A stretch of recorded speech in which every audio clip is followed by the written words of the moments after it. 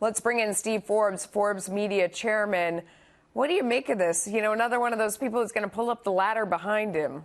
Well, it's amazing. A lot of these people, they make it, they create great companies, and then they feel guilty about it. He doesn't have to feel guilty. That money will be put to work. You know, rich people may be idle, but their money is not. It's invested, starting new businesses. He's talked about philanthropy. He can take a model of the Gates Foundation, which has literally saved hundreds of thousands of lives in Africa, Asia, and elsewhere. So there are plenty of good things to do.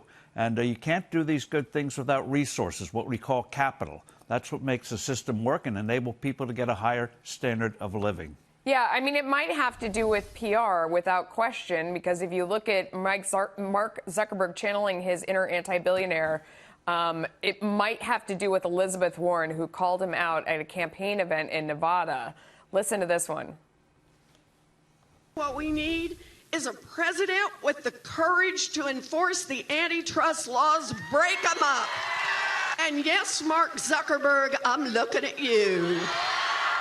So when he says, you know, nobody deserves to have this much money, is he helping himself with her, playing into her hands? You never appease demagogues or critics by being defensive. Make the case of what you've done and what you're going to be doing in the future. Because I'd rather have Mark Zuckerberg, for all of his flaws, investing my money than Elizabeth Warren, Bernie Sanders, or Joe Biden, or these other people. Right. Elizabeth Warren, who's never done, produced, made anything in her life. She's only been, she's been a professor. She's, made a fortune on a college campus, and then she's been in office.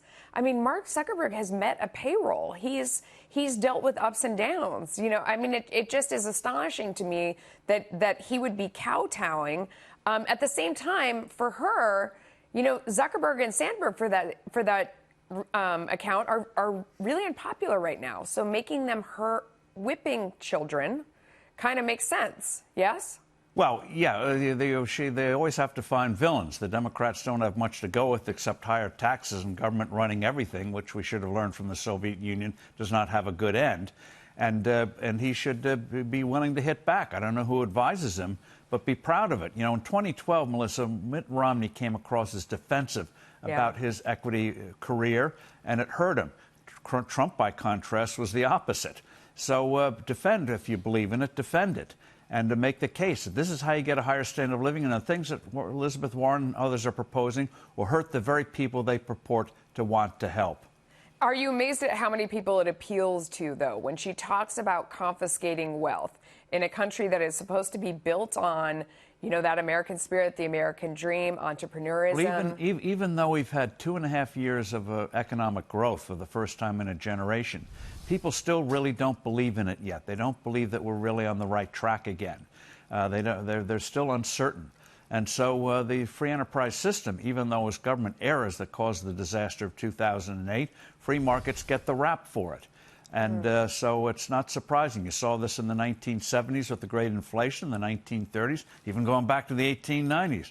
So this is nothing new. We get every 40 years we get these periods. But those who believe in freedom and the ability to innovate and create and enable everyone to have a better chance, they got us to go out there and start making a positive case.